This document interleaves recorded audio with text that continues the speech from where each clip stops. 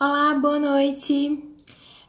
Estamos aqui hoje para falar um pouquinho sobre retenção de pagamentos por parte da administração pública. Vou aguardando vocês entrarem e a gente vai conversando um pouco. Eu estive um pouco sumida, mas agora estamos de volta com as lives. Eu acho que eu tô querendo ficar um pouquinho rouca, então vocês me desculpem, tá? A redenção de pagamentos por parte da administração, ela em que pese ser uma parte da, da execução contratual, ela também faz parte da fase de planejamentos das licitações públicas. Ou seja, lá quando nós encerrarmos a live de hoje, nós vamos concluir as hipóteses de cabimento e dentre elas essa hipótese de que o planejamento da administração pública fará total diferença quanto às retenções, quanto à possibilidade das retenções, ok? Sobre as questões dos contratos administrativos, que é o grande tema, que dentro dele inclui as retenções de pagamento por parte da administração pública, sabemos que e era o que eu conversava no final de semana com algumas pessoas sobre a questão da importância dos contratos administrativos. O que eu quero dizer com isso? Hoje, quando uma empresa licitante tem a intenção de participar de um procedimento licitatório e ela tem um assessoramento nessa fase especificamente, ela pode ter êxito ou não no seu processo licitatório, ok? Porém, ali naquele momento, ou ela vai ganhar o procedimento licitatório ou ela vai simplesmente deixar de ganhar o procedimento licitatório. O que eu quero levar vocês a concluir é o seguinte: muitas das vezes as empresas licitantes, no afã de comercializar com o poder público, elas se preocupam muito com a fase de licitação propriamente e não se preocupam na fase de gestão dos contratos administrativos, ok? E essa fase de gestão dos contratos administrativos pela empresa contratada é o que fará total diferencial. Ali ela poderá ter os lucros conforme previsto por ela inicialmente quando elaborada a sua proposta, ou ainda ela poderá amargar muitos prejuízos, inclusive ficar impedida de licitar, ficar impedida de contratar com a administração pública pela a suspensão de contratação, ou ainda ser declarada inidônea, enfim, uma série de prejuízos que a empresa poderá sofrer se não tiver um assessoramento nessa fase que nós chamamos aqui de fase de gestão do contrato da empresa contratada. E nós conversávamos sobre isso e também conversávamos sobre como otimizar e quais mecanismos a empresa contratada, que é com quem eu trabalho, poderia criar e poderia melhorar, otimizar para evitar os prejuízos e ainda assim aprender com o que a gente chama de lições aprendidas para as futuras licitações, para as futuras contratações, auxiliando ainda na questão dos cálculos, na questão de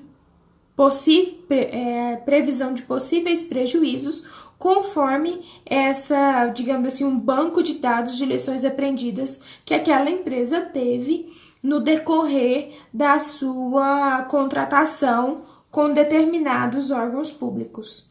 Ok? Eu tô vendo que vocês estão entrando, tem muita gente legal por aqui. Nossa, o Rony Charles está me prestigiando aqui. Não que os demais não mereçam a minha atenção, mas em específico eu devo muito a ele, porque aprendi muito, muito, muito com ele. E, nossa, tô emocionada, muito obrigada mesmo. Tem a Letícia, tem a Ludmilla, tem o Paulo, tem o Fernando, tem a Sandra. Enfim, espero que vocês prestigiem. Eu estava falando um pouco sobre a questão da gestão dos contratos administrativos, não por parte da administração pública, mas por parte da própria empresa contratada, que muitas das vezes não acha que essa será uma fase muito complicada e deixa de ter aí um assessoramento jurídico de qualidade ou um assessoramento jurídico específico, porque hoje eu ouso dizer que não é qualquer profissional do direito que pode trabalhar com essa área, assim como existem N áreas das suas especificidades, existe também as licitações públicas e os contratos administrativos que ouso dizer, demanda muita dedicação, uma prática, uma absorção muito grande de fatos que já ocorreram para, assim, levar um entendimento, e é o que a gente vai ver aqui hoje na questão da retenção dos pagamentos. Eu vou começar falando, eu coloquei algumas jurisprudências aqui para que eu não me esqueça, e também vou ver algumas jurisprudências aqui com vocês, assim que possível, vou ler, vou estar indicando, porque eu acho importante, inclusive essa semana, e foi daí que eu lembrei que eu poderia falar sobre esse assunto. Um colega num grupo da advocacia publicista solicitou julgados ou alguma coisa nesse sentido do Tribunal de Contas aqui do estado de Goiás. E assim, não sei se ele vai estar me assistindo, mas se estiver já agradeço, porque ele me recordou que eu deixei esse assunto pendente com vocês em um history que eu fiz. E não retornei mais, porque eu fiquei um tempo afastada aqui do Instagram. Mas agora eu voltei e estou voltando com essa temática que é muito polêmica. E eu já começo dizendo que uma certa feita, aqui no Instagram, assistindo uma live, prestigiando uma live de um colega que dizia ter 30 anos de experiência em licitação, ele discutiu muito comigo sobre essa questão de que não pode reter pagamento. Inclusive, assim, eu instigando ele sobre as questões das hipóteses, e ele foi incisivo em dizer que, enfim, não pode reter os pagamentos da administração pública. Bom, caro colega, permita-me discordar neste momento, mas nós vamos ver aqui hoje que não é bem assim, né? Que não é assim, não pode reter pagamento, pronto e acabou, ok? E também não é assim, pode reter pagamento, pronto e acabou. Temos sim uma série que eu diria, uma série de sequências lógicas para chegar à conclusão se eu posso ou se eu não posso reter os pagamentos da administração pública, certo? Tem muita gente subindo aí. A Eliene, beijo, Eliene, a Maiara, a Fabiana, a Carol, a contratualista, não poderia faltar hoje, né? Hoje o tema é sobre contratos. O gestão licitação, que agora não me lembro o nome do colega, vou lembrar. Leonardo. O Aloísio, nosso Aloísio é professor desse tema e vai estar aqui com a gente hoje. Enfim, o Rony, só tem gente boa aqui. Eu quero que vocês interajam comigo, eu quero que vocês deem a sua opinião. O tema é muito polêmico, não tem problema, eu gosto de temas polêmicos, vocês sabem disso, eu adoro polemizar aqui. E sempre trago esses assuntos porque eu acho que é muito pertinente a gente estar estudando esses assuntos polêmicos, até porque podemos nos deparar com esse caso amanhã ou depois, porque é muito, muito comum dúvidas sobre a questão da retenção dos pagamentos por parte da administração e a gente ficar meio assim, pode? Uai, peraí, não pode. Opa, pode?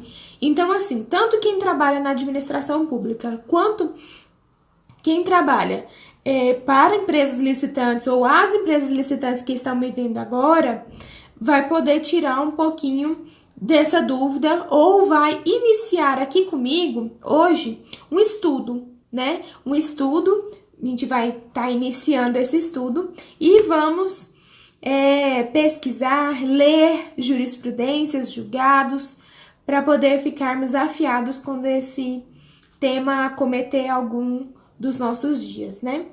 Vamos lá?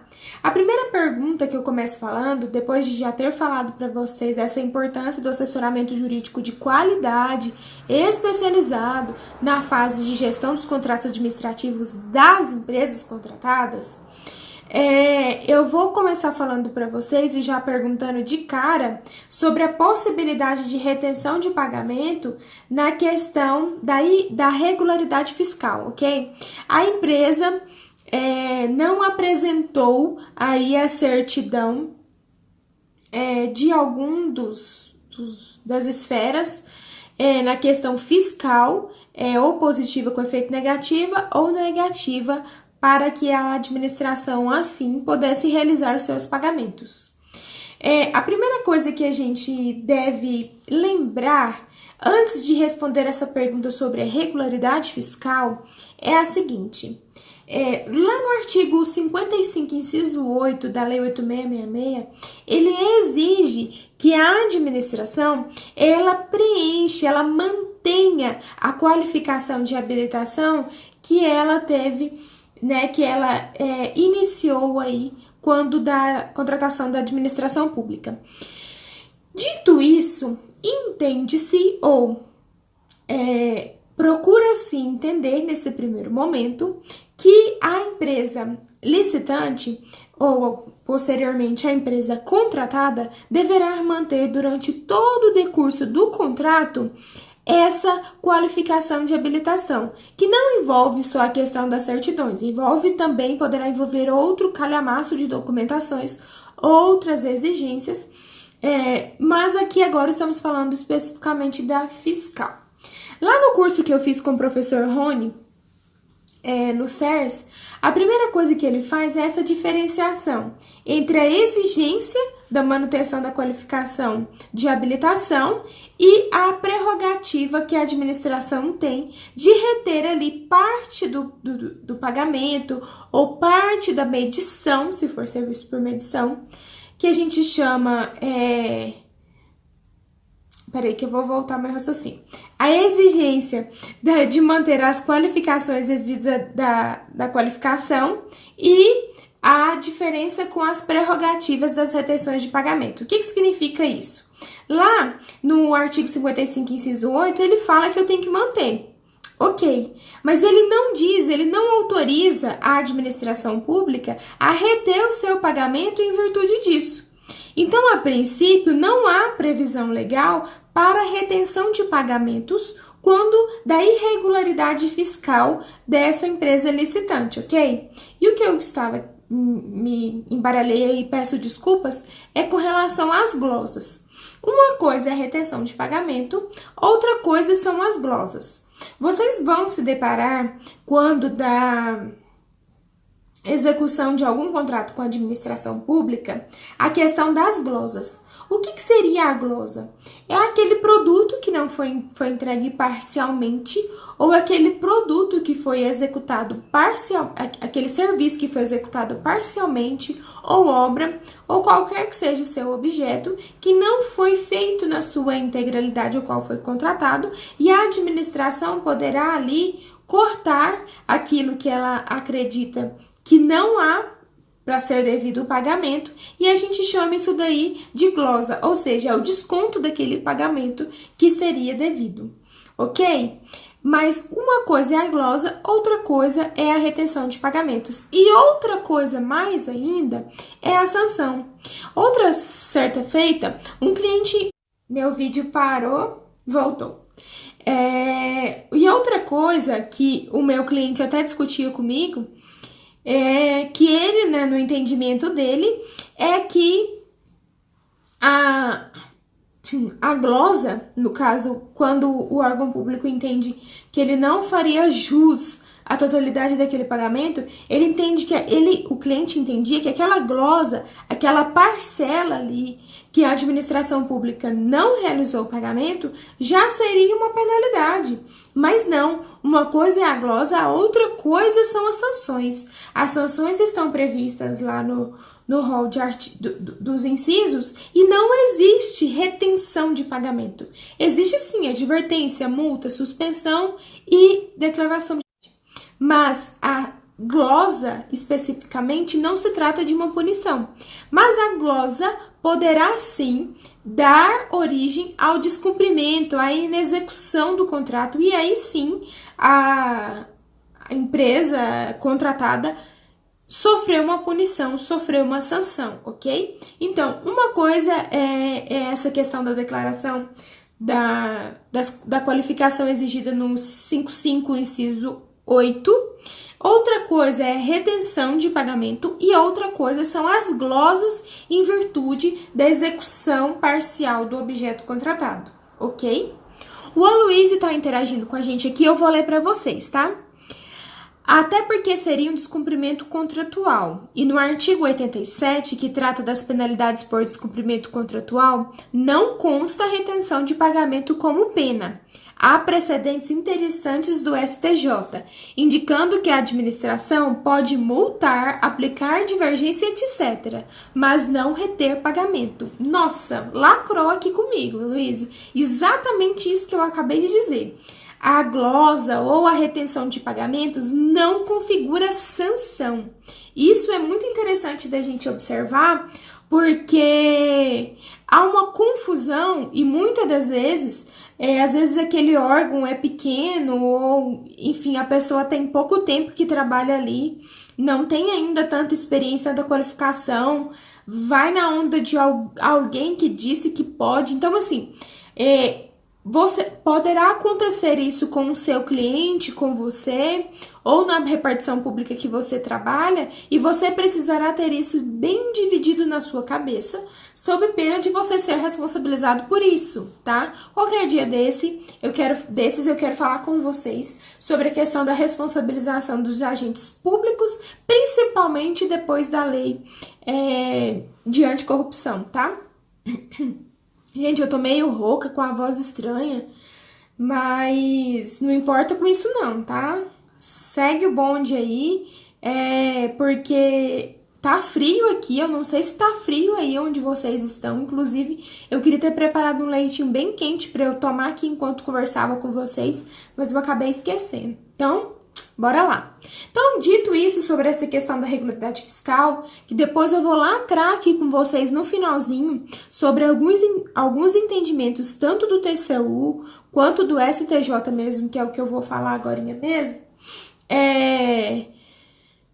que é sobre essa questão em geral para que vocês fundamentem as suas decisões, os seus argumentos, seus pareceres, né? Não fique nesse achismo. Eu acho que no direito administrativo, muita coisa cabe, né? Tem trilhares de julgados do TCU para todos os gostos. Para que sim, para que não, para que mais ou menos. Mas, assim, não deixe de fundamentar a sua impugnação ao edital, a sua defesa numa notificação, a sua defesa em uma glosa. Enfim, eu acho isso importante. Porque você está dizendo ali para aquele órgão, ou o órgão dizendo para a empresa licitante, que ele fez isso não tirando da cabeça dele, mas que ele fez isso com base em um fundamento de algo que já aconteceu semelhante àquilo, ok? E a súmula do STJ, que o Aloysio está mencionando aí, que eu vou mencionar agora, que é famosíssima, é a do STJ. Ela é de 2005, tá? Do ministro Luiz Fux, é o RESP 633.432, tá? 633.432 de Minas Gerais, é do STJ, é um RESP, e nele ele fala o seguinte, vou ler para vocês um trecho. Não autoriza a suspender o pagamento das faturas e, ao mesmo tempo, exigir da empresa contratada a prestação do serviço. Ou seja, aqui o STJ disse, galera, não cabe retenção de pagamentos conforme a previsão legal, ok? Dito isso, eu vou voltar a falar sobre essa questão fiscal jazinho. Segura aí e vamos para um outro aspecto polêmico, que é a questão de possibilidade de retenção de pagamentos em razão da inadimplência das obrigações trabalhistas da empresa. Gente, essa sim é polêmica. Essa é ultra polêmica, não é polêmica, é ultra polêmica. Até porque é trabalhista, né, gente? Vocês sabem que eu tenho, assim, um certo, não muito apreço pela matéria, mas é uma das poucas partes que é compatível com o direito administrativo é na parte de execução contratual, especificamente com relação às obrigações, responsabilidades, entre outras coisas, ok? Então, assim, nós sabemos que lá no artigo 71 da Lei 8.666 prevê que a administração pública não será responsabilizada pelas obrigações trabalhistas da empresa contratada. Nós sabemos que por um determinado tempo, esse assunto, esse artigo, ficou pendente aí da análise da Suprema Corte. Mas, em um ADC 16 do DF, a Suprema Corte analisou essa questão e disse que o artigo 71 não era inconstitucional, né, portanto, compatível com a Constituição de 88, porém, a administração pública não estaria isenta de ser responsabilizada pelos débitos trabalhistas. Ah, mas como assim? Ela não é responsável, mas pode vir a ser responsabilizada? Como assim, Ana? Bom, posterior a isso, tem aquela OJ 331, muito famosa, que cai direto na OAB, cai direto em concursos, que diz que a responsabilidade da administração pública é subjetiva e, somada a essa questão, sabemos que na prática mesmo, a OJ 331 não fez tantos efeitos assim. Os tribunais continuaram a julgar que a responsabilidade da administração pública era quase que objetiva e que, portanto, a administração pública seria, sim, responsável por cupim vigilando, cupim elegendo, das questões das obrigações trabalhistas das suas empresas contratadas, quanto da prestação de serviço de mão de obra exclusiva ou exclusiva de mão de obra, ou a famosa terceirização. Agora parece que é meio crime falar terceirização, mas a gente fala porque vocês sabem muito bem o que é e aqui entre a gente não tem dessas frescuras.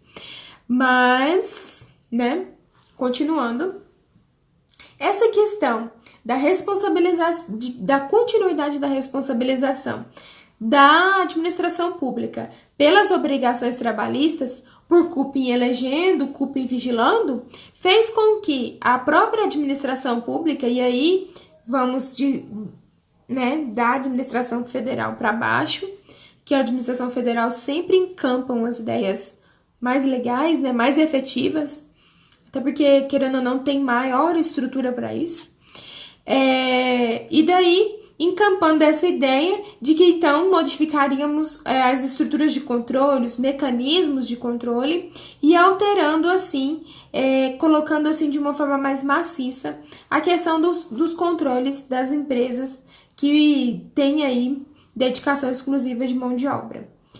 Dito isso, sabemos que a administração pública, passando a acompanhar mais de perto o cumprimento das obrigações por parte da administração, ela não poderia ser silente ou ser ausente ou ficar à revelia de problemas de inadimplência ocorrida ali por aquela empresa, ainda que haja essa previsão, não haja a previsão de retenção de pagamentos. Foi daí que o que o TCU, em alguns dos seus entendimentos, começou a entender pela, eu diria, medida acautelatória, tem um julgado também do STJ, mas, como sempre, o TCU sempre passa na frente nos casos que a gente chama de casos reais, né? Nos casos específicos, sempre é bom lembrar disso. Vou abrir um parêntese aqui para falar sobre isso. O TCU, se a gente parar para pensar, ele não emite jurisprudência. Não existe isso, jurisprudência do TCU. Né? O que o TCU faz é a emissão de julgados. Então, ele pega o caso concreto e analisa aquele caso concreto, Em alguma das vezes ele vai emitir ali súmulas, enfim, vão ter os acordos emitidos em plenário, mas há uma controvérsia sim, e o Victor Amorim fala sobre isso no livro dele, quem tiver interesse. Ele falou disso numa palestra que eu fui. E quem tiver interesse, me manda uma mensagem que eu indico o livro, enfim, a gente conversa sobre isso, sobre essa polêmica, se o TCU faz ou não jurisprudência. Enfim, superada essa questão, o TCU e também depois o STJ em um julgamento de um RESP, que eu também vou passar aqui para vocês, começou a entender que a administração, vendo essa questão o acompanhamento da empresa contratada e vendo que em algumas das vezes essa empresa contratada poderia estar inadimplente com as suas obrigações trabalhistas, que ela poderia tomar medidas acautelatórias no sentido de acautelatório no sentido do pagamento que está sendo devido para a empresa, tomando medidas necessárias. E o que poderia ser essas medidas necessárias? Poderia sim ser a retenção de parte desse pagamento, por exemplo. Nós vamos ter esse julgado lá no RESP 1241862. RESP 1241862. Do Rio Grande do Sul, do STJ. A segunda turma foi emitida dia 3 de agosto de 2011. E nessa toada, nesse ritmo, nós temos algumas inovações, alguns mecanismos daqueles que eu mencionava da administração pública, que foi a questão da fiscalização, que em alguns casos vai ser por amostragem. A fiscalização aí pode ser tanto das carteiras de trabalho, dos livros de registro de empregado, das consultas à previdência, enfim, uma série de coisas vinculadas a essa questão da consulta por amostragem. Também temos o pagamento direto, que são coisas que estão na Instrução Normativa 05/2007, lá do Ministério do Planejamento, vale a pena vocês irem lá conferir. Se você contrata com a Administração Pública Federal, você tem que ter essa instrução normativa na ponta da língua. E outra questão, além do pagamento direto, o pagamento direto ele poderá se dar, e na maioria das vezes, ele está previsto nos editais federais, e tendo sim essa previsão de tomada de posse de equipamento em que a administração pública, em alguma das hipóteses legais, ela pode adentrar, pode tomar posse dos equipamentos da empresa. Nesse mesmo sentido, a empresa também pode tomar posse do pagamento da administração, realizá-los diretamente ou em depósitos consignados e realizar esse pagamento aí junto do sindicato. Tem essa previsão também. Tem a previsão também da conta vinculada lá no artigo 18 da Instrução Normativa 05, que prevê que lá no edital mesmo já tem a exigência que a licitante e vencedora, depois posteriormente contratada, crie uma conta bancária destinada única e exclusivamente para estes pagamentos deste contrato, deste órgão, e assim possa fazer as retiradas compatíveis ao pagamento de salários e tal, e sempre deixando uma parcela correspondente aí a 13º, licenças, entre outros, e quando ocorrerem, pedir aí autorização para que se dispensa do valor que será necessário. Não é interessante, como o próprio professor Rony Charles diz muito no curso dele, não é interessante para mão de obra que seja rotativa, como uma obra, por exemplo. Algumas das vezes, isso será rotativo e deixará de ser interessante o mecanismo da conta vinculada, porque você vai acabar que vai perder o controle. Se você queria manter aquele controle daquele determinado empregado, vai deixar de ser interessante, ok? Outra questão que eu queria estar finalizando com vocês aqui, depois passando para algumas hipóteses de julgados, é sobre um artigo que eu li sobre a retenção dos pagamentos. Ele não é novinho, não. Quem tiver interesse, eu posso colocar aqui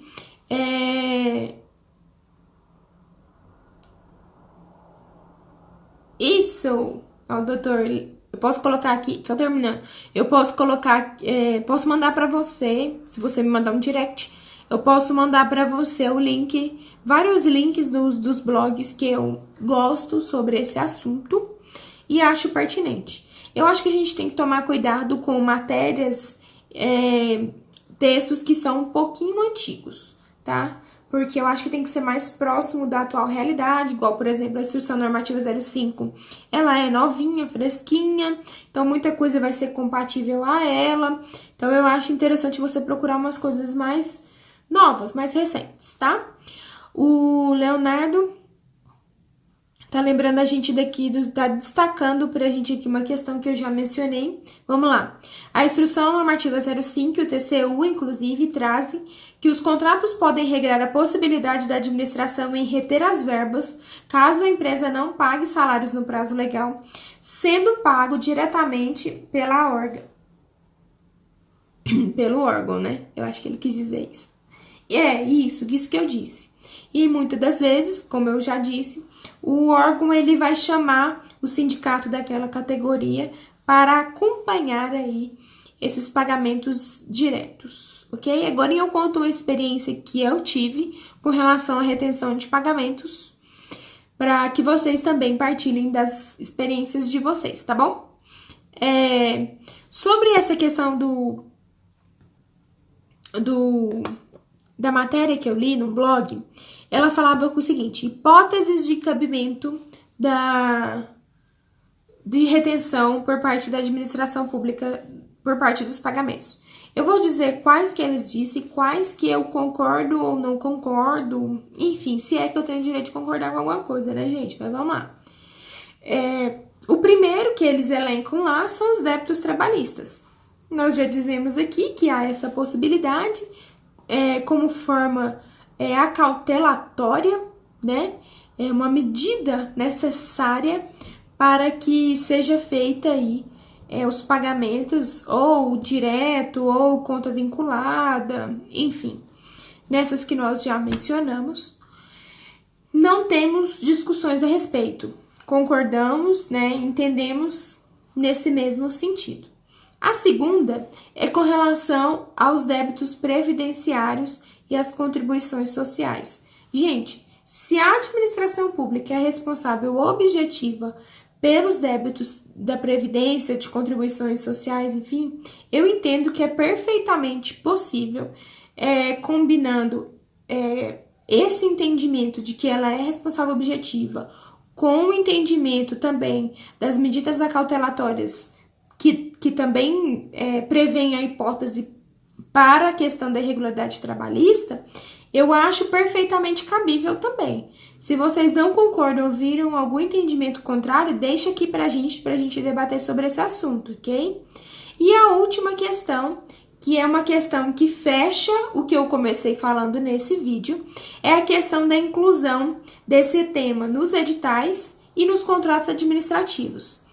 Várias jurisprudências, inclusive do próprio STJ, dizendo que não haverá problema em realizar a retenção de pagamentos, desde que ela esteja específica tanto no edital quanto no contrato e da forma com que ela será feita. Se será por não apresentação de certidões regulares, né, ou por outro mecanismo. Mas o que eu quero explicar para vocês é o seguinte: eles entenderam que não há previsão legal, mas que se tiver previsto lá no edital e lá no contrato, ok, deixa de ter essa dúvida com relação ao amparo legal, ok?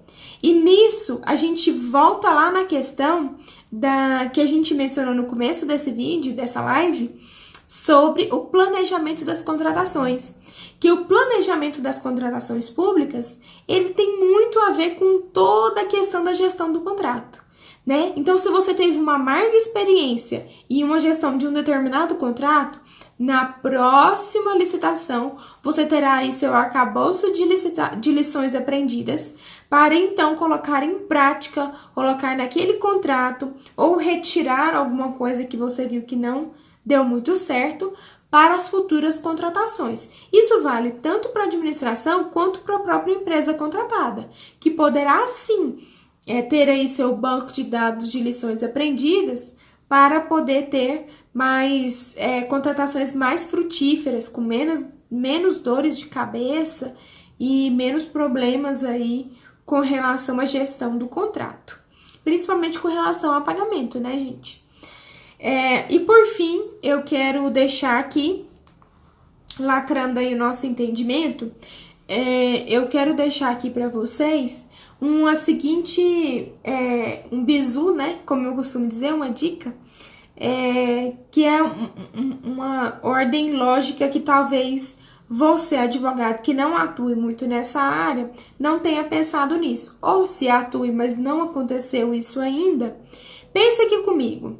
A irregularidade da empresa, nas hipóteses do artigo 87 da 8666, né, nas hipóteses de sanção, ela poderá ensejar em uma possível rescisão contratual. E essa rescisão contratual poderá gerar, sim, uma retenção de pagamentos ou uma retenção de créditos, tá? Para a cobertura de prejuízos que a administração pública sofreu em virtude dessa rescisão. Então, poderá sim haver retenção dos créditos da empresa diante de uma rescisão contratual, até o limite do prejuízo da administração que foi causado. Então, assim a gente lacra as hipóteses. Eu não falei de SICAF, irregularidade no SICAF, porque de todos os aspectos que eu li, o entendimento sinônimo, né? Irregularidade fiscal, irregularidade trabalhista, porque o SICAF nada mais é do que o composto dessa questão que condiz com a habilitação da empresa. Então, eu não falei do SICAF, mas o entendimento é único para os mesmos, tá? Quem tá chegando agora e tá atrasado, eu estou praticamente lacrando aqui já, encerrando, mas não tem problema porque vai ficar salvo, tá? Vocês podem voltar agora e assistir desde o começo. Eu só vou lacrar aqui falando sobre algumas questões de retenção de pagamento ainda, que eu acho interessante vocês saberem. Além do RESP 633432 e o RESP 1241862, tá? Então, vamos lá. Eu quero falar com vocês sobre... O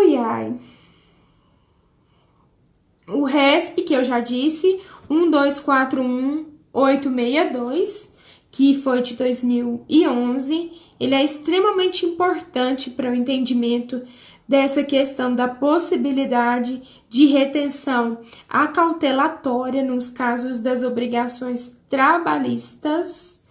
E quero conversar com vocês aqui. Deixa eu me localizar aqui um momentinho. Isso. Eu quero ler esse trecho aqui para vocês. É o acordo 1450/2011 plenário do TCU, que diz: é dever do gestor público responsável pela condução e fiscalização do contrato administrativo a adoção de providências tempestivas a fim de suspender pagamentos ao primeiro sinal de incompatibilidade entre produtos e serviços entregues pelo contratado e objeto do contrato, cabendo-lhe ainda propor a formalização de alterações qualitativas, quando de interesse da administração ou rescisão da avença, nos termos estabelecidos. Gente, vocês acham que isso daqui é retenção ou é glosa? Olha para vocês verem. Ele usa a expressão suspender pagamentos ao primeiro sinal de incompatibilidade entre os produtos e serviços entregues pelo contratado e o objeto do contrato. Gente, ao meu ver, ainda que o blog tem, eu queria ter por isso que eu queria ter compartilhado isso aqui com vocês, porque é muito interessante, parece que é muito próximo uma coisa da outra, muito fácil ali de ser confundido num primeiro momento. Mas vamos ter calma, parar e analisar. A glosa, como eu já disse, é o desconto do pagamento que devido, né, pela inexecução ou do serviço ou não entrega, enfim, não entrega do objeto de forma total, ok? Então, nesse primeiro momento, quero discordar aqui um pouco do blog, que colocou esse acordo no sentido de retenção de pagamento, quando na verdade, no meu entendimento, isso aqui é glosa, tá? Glosa. Ah, obrigada, Luísio, pela sua participação. Eu conto com a sua avaliação, viu? Muito importante para o meu crescimento. Um abraço. Continuando aqui. O tribunal também disse que a falta de qualquer das providências afigura conduta extremamente reprovável, que enseja irregularidade das contas, a condenação dos gestores ao ressarcimento do dano ao erário e a aplicação das sanções. Gente, isso daqui, na minha opinião, é glosa, tá? É quando não realizou a entrega total do objeto, o gestor público tem por obrigação realizar a glosa desse pagamento, diferentemente da retenção dos pagamentos, ok? Reter um pagamento quer dizer que você está segurando ele e vai devolver, que você vai passar ele de alguma forma. A glosa, ela tem um sinônimo, ela nos leva ao entendimento de que foi feito um corte, tá? Outra questão, outro julgado que eu quero passar aqui para vocês. Está abrindo aqui. Só um minutinho.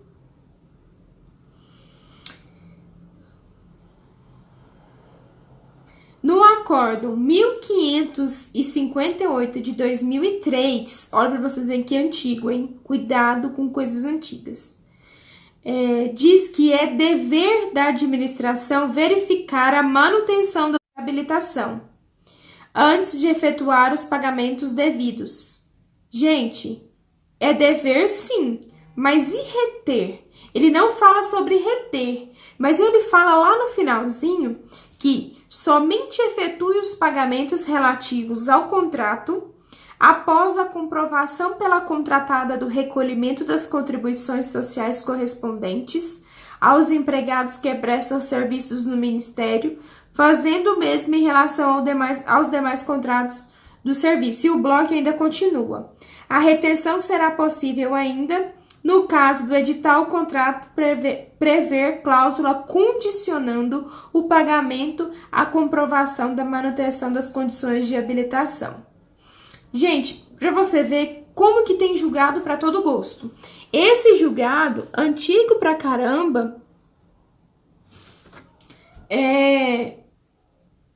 tem assim algumas coisinhas que talvez eu não concorde.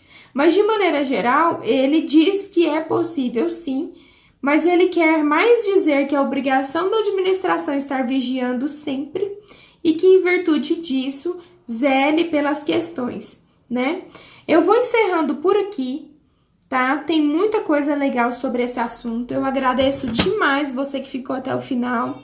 Agradeço todo mundo que está se despedindo aí, o Aloísio, a Maiara e o Leonardo, que sempre partilham, interagem aqui comigo. Nossa, isso é de um crescimento muito grande para mim. A Adriana, que chegou atrasadinha, a doutora Priscila também. Vai ficar salvo aqui, tá? E quem tiver interesse em discutir mais sobre esse assunto, e eu vou preparar um vídeo para vocês, porque amanhã é dia 19 de julho de 2018, um dia muito especial. Eu espero que vocês vão lá no meu feed. Letícia, também, obrigada. Eu espero que vocês vão lá no meu feed curtir uma postagem que eu vou fazer para vocês. Vou gravar agora, vou postar amanhã, porque amanhã é um dia que dá início aí ao marco na questão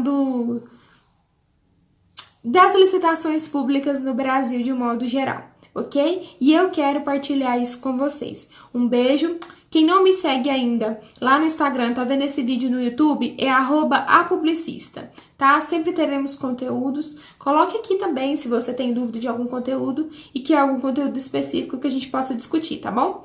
Beijo, abraço, até mais, tchau, tchau.